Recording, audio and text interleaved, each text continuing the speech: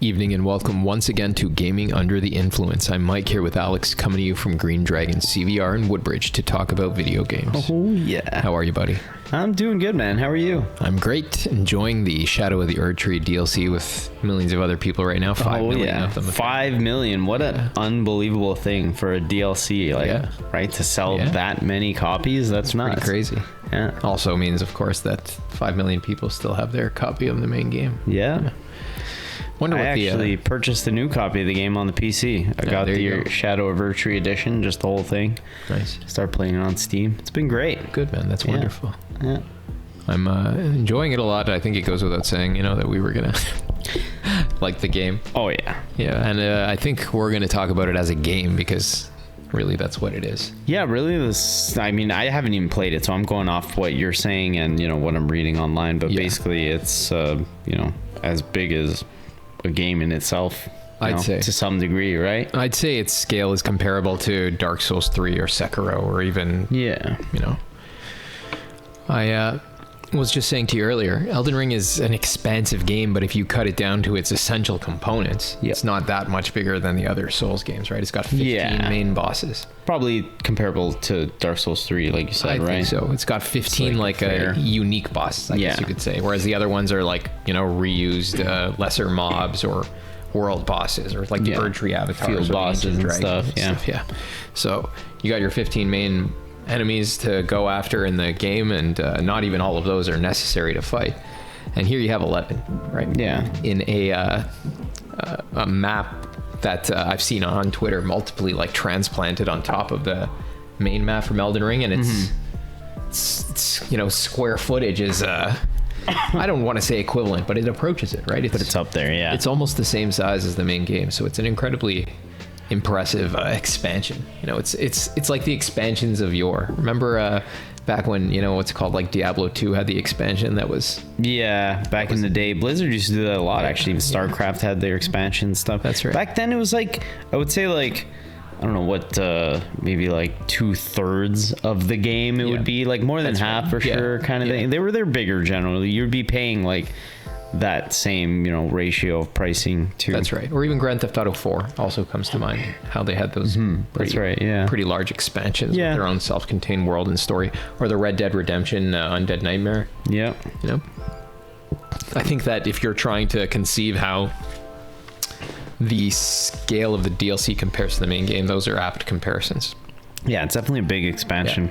Maybe even bigger than some of those. It's bigger than a lot of the games that FromSoft themselves have made. That's for sure. And the course you take across the world resembles, that you take in other games too. There's places you can only go after you finish certain bosses and items that take you, and caves that connect to areas you couldn't have gotten otherwise. And all of their typical, spatial design tricks are at work in this DLC. And before any other specific details, I guess I could just say that I like it, man. It's beautiful. Miyazaki's games entrance me in a way other games don't. I'm playing through Takahashi's Xenoblade, and I like it a lot. But the gameplay is not as engaging as playing a Miyazaki. Yeah, I feel like there's almost there's a lot to like in almost the same amount, but for some reason it's weighted differently. The gameplay is just the tactile experience is not it doesn't immerse you as much, right? You can't. That's why we really get into it. Miyazaki games are the most game-like games. Yeah. Oh yeah. Maybe other guys do world building that's as competent as his, but nobody makes games as good as these ones, I think. For sure. Speaking in terms of their material characteristics, right? How it is to experience them, they're incomparable.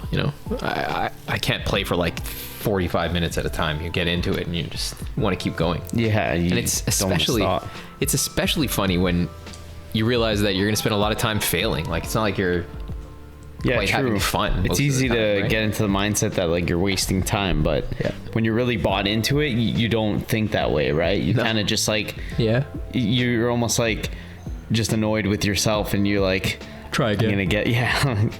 I'm gonna do it. Right? Yeah. Exactly. Even Talk if an hour yourself goes up. by. Yeah, it's great. It's a good experience. Oh, for sure. And it's in that moment you could confuse that irritation with wanting it to be over, but I've come to realize that you totally when you're fighting, it's great that Sekiro realized this. I think you're fighting a great boss and there's that tension, but once it's done and it breaks, it's not like you're pleased necessarily that it's gone. Like it's something you want to experience again, I think. Yeah, that's the height of these games, I think. That's why Sekiro has that boss rush mode. That's true. Yeah, they added that. That I really think that all these games benefit from in some mode, right? Some way or another. Like, because after finishing some of the Elden bosses, I was thinking, man, I really wish I could fight them like kind of scaled up a little bit too. Yeah, like in a new game plus kind of situation. Without having to roll through the whole thing. So. Right, yeah. The boss rush thing is cool because you can just do that, right? And you get to experience sort of that like thrilling combat, right? Of like fighting a great boss, right? A big challenge. You can just perfect each boss encounter without all of the legwork involved in getting to that encounter again, right? That's right. And, it's difficult to... Like, what do you have to do then? You're trying to perfect the boss, and once you tap through the end of the fight, you have to restart the whole game to do it again. It's like, it's not really conducive to that attempt to perfect the bosses. So, I do wish they would add that here. I like the bosses in Shadow of the Erdtree, I guess, enough that I would make use of that feature for sure. Yeah, like I was saying before, there's 11 of them too, and I think that. As with most of these games, aside from the spatial design, like the actual environments you visit, which are stunning here, we can talk about that too, but the bosses are the highlight, of course. Both in how many there are and I guess in their quality. They're on par with the main game, and you see a lot of cool characters that are alluded to in the main game, and there's a lot of different like FromSoft archetypes, like the giant monster and the dragon, the fast knight and the strength guy. A lot of the same recurring things, right? Yeah. That's cool. Yeah. At least bosses that resemble bosses they've designed before in terms of how they behave, but which iterate on those behaviors in new and interesting ways, so that you'll understand kind of what to do if you've played their games before, but there's new challenges for you to overcome. Curveballs coming at you. How do you find the difficulty? The difficulty is something that there's been a lot of controversy surrounding if you've been following this online, of course. Having myself taking advantage of all the progression systems in the DLC, those shadow tree fragments there. Right. Those as you're probably familiar with if you know about the game and the DLC at all, they're the means by which you progress your character within the world of the DLC. The Shadow realm, like there. The new level up mechanic, exclusive to the DLC area, I guess. Yeah, I think the way it works is you got your character's base stats that you've accumulated from the rest of the game, and you take those into the DLC, and this will mean that if you're a higher level, the place you're starting out from in the DLC is easier than some guy who's a lower level, right? Right. But on top of that, to significantly enhance how much damage you deal within the world of the DLC, and to mitigate the damage you take, you have to find these things called shadow tree fragments. Right. They spell it scadu tree, but I think it's supposed to be shadow tree. But yeah, when you find these fragments, you can trade them in to level up your character's shadow tree blessing, which goes from 1 to 20. So that's not, there's no separate stats. It just goes into... It's no separate stats, yes. It just, what happens is you apply the blessing, and I think each level gives you like some small percentage more damage, and also damage mitigation. It used to be like 6% damage and 2% mitigation or something like that. In some ways, it kind of feels like a cheap way to implement difficulty, but also at the same time, with an expansion this big and the variety of builds from the base game and the variety of levels that people will be in the base game, like I'm thinking people jumped in with high level characters thinking they should be able to like wipe the floor with everything, but obviously FromSoft had a plan for that, and they implemented this so that you would enter the DLC and explore and find these items to level up your character, and again just to generally explore the world they create in the DLC, and fight as much as you can, and level up and then take on the bosses, right? I think that sounds like cool. It is. I think it's a good design choice, both because it encourages exploration, like we just said, and this means that comports with the inner logic of the game world, right? It's not like you're doing these stupid puzzles. It's like open world. Yeah, that's cool. But I also think that you've seen Miyazaki talk multiple times about the reason there's no difficulty setting in games like Sekiro or Elden Rings, because he wants everybody to have this similar experience of triumphing over impossible odds using these meteor tools and stuff like that. And I think that, and relatedly, there was a recent interview, I don't remember exactly where it was, but he talked about how Sekiro represents the perfection of the combat systems that he's been working on since Demon Souls. Here they perfected the relationship between offense and defense, and everything was at its tightest, right? And I think that what we see in the DLC is a confirmation of that sentiment. The idea that, you know, everybody experiencing the game has to have, despite the build diversity, some kind of united experience. Yeah. They're not going to let players tamper too much with how the world is expressed in the gameplay. And I think that's what they're trying to achieve here, right? So I think that what we see in the DLC and them ensuring that no matter your build, no matter your level, you're going to have a similar time going through the game because you have to collect the fragments, same as everybody else. I think what you see here is Miyazaki confirming that, yeah, it's important that everybody has a singular experience playing through the game, because this is the crucial part, I think. This means that whatever they're trying to express, they chose gameplay mechanics which are perfectly proportioned to expressing those ideas. They're not just like whimsically, you can't just change them out based on your preferences, right? Yeah. Things are the way they are because they're chosen that way by the design team for a reason, right? And so that's the first thing. But in the second place, I think it confirms what we're always talking about, that build diversity is in many ways a point of formlessness. It's somewhat of an imperfection on the combat system, right? Yeah, like, definitely. because they're trying to, like, in many ways mitigate the impact that diversity has on your experience in the DLC, right? Yeah, you know, tighten it up and like you said, have it so that it's a similar experience for everybody, right? Yeah, you know? Yeah.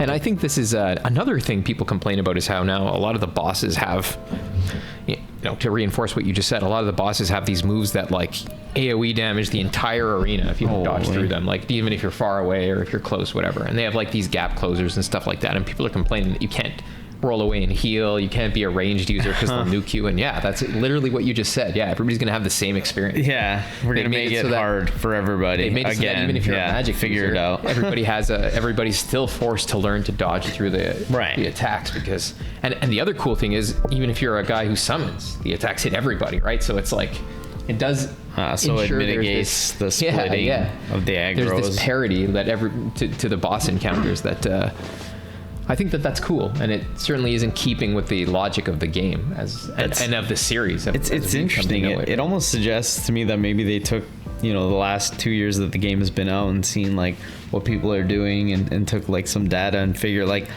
how can we do in the DLC mitigate all that and make it so that the play style has to be the same for everybody, right? Regardless. And that's maybe what they came up with. Like you said, the AoE damage. It's a cool and idea, really, though. Think about it, right? Because that means you got a magic build, but you still have to learn to dodge. It means that your character is jacked. He's like 700. You can't just run, stay back, and just shoot magic and maybe block an attack or dodge backwards. Like you have to. You still have to learn the iframes. You know, dodge at the right time and stuff like that. Maybe block. All that aside, though, like having gotten all the 20 fragments and stuff, now going back to the bosses, it's not like they don't find, like I don't find them to be scaled.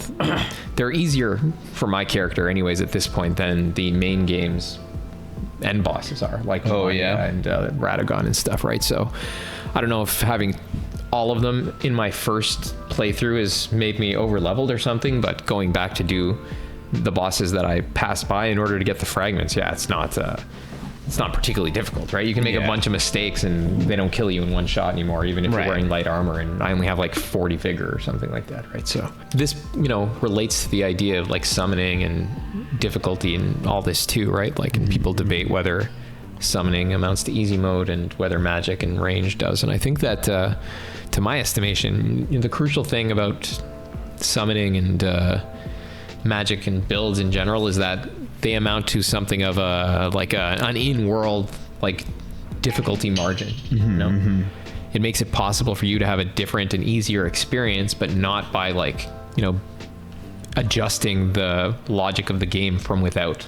Like a different creator, right? Yeah, you're not tweaking parameters, you know, from the menu. You're taking advantage of in-game, I guess, circumstances, equipment, items that can help you and benefit you and tone the difficulty down ultimately, right? Yeah, I think that's in the first place that's an important consideration, and why in the grand scheme of things, why difficulty sliders to my estimation are a serious imperfection in a video game that the designer should go to great lengths to avoid, because it's his responsibility to balance the game in proportion to his concept, right? That's true. Like ultimately, when you look at what Souls offers instead of just a blank menu slider, the fact that it's much harder to do, right? It takes more work on part of the developers. Yeah, it takes more work on the part of the developers, and yeah, for sure, it's even tougher on like players to sort of source it out and then and use wikis like we do to see what's up. But ultimately, makes for a better world.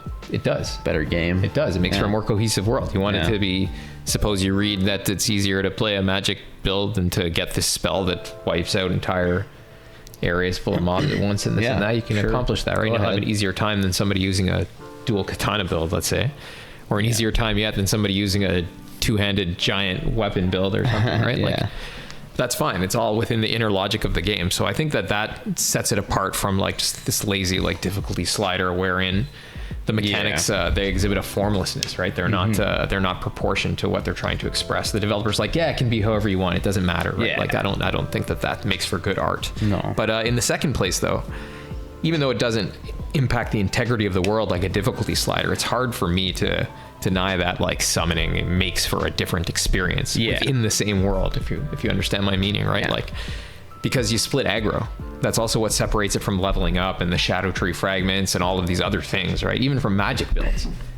Splitting aggro makes the bosses fundamentally different in the Souls games. Yeah, I think that's the important part there, is really because there's tons of different items and different things you can use and stuff to aid you, but when you use summons and stuff like that, exactly, like to distract the boss, that just gives you more free openings rather than having to study it. Like, that's exactly right. I'm not even against it. If people do it, like I don't care. Well, whatever. That's cool. It's not a moral proposition. It's just that it's a different experience. However you play it and beat it, that's great if you can do it that way. Like, I've used summons too and stuff like that, but I do like also just trying the challenge of the boss itself, because to your point, you have to learn the attack patterns, and dodging and stuff like that, the iframes, when to dodge his attacks, with this, that, whatever. That's right.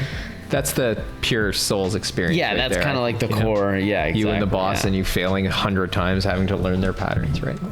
That's like the big difference there for me. Yeah, it is for sure. Right. That's like you said. I think that just like with the difficulty sliders, like the bosses, are designed such that when you're fighting them one-on-one, they have openings that the designers have put there for you to react very to, right? slim margins where you can maybe get one attack in and then back out, right? And that's kind of makes for that thrilling combat. You're doing well. It's like you learn when those are and how you can avoid their attacks, and you squeeze just one little one in there, one R1 in when they're like, in the middle of something.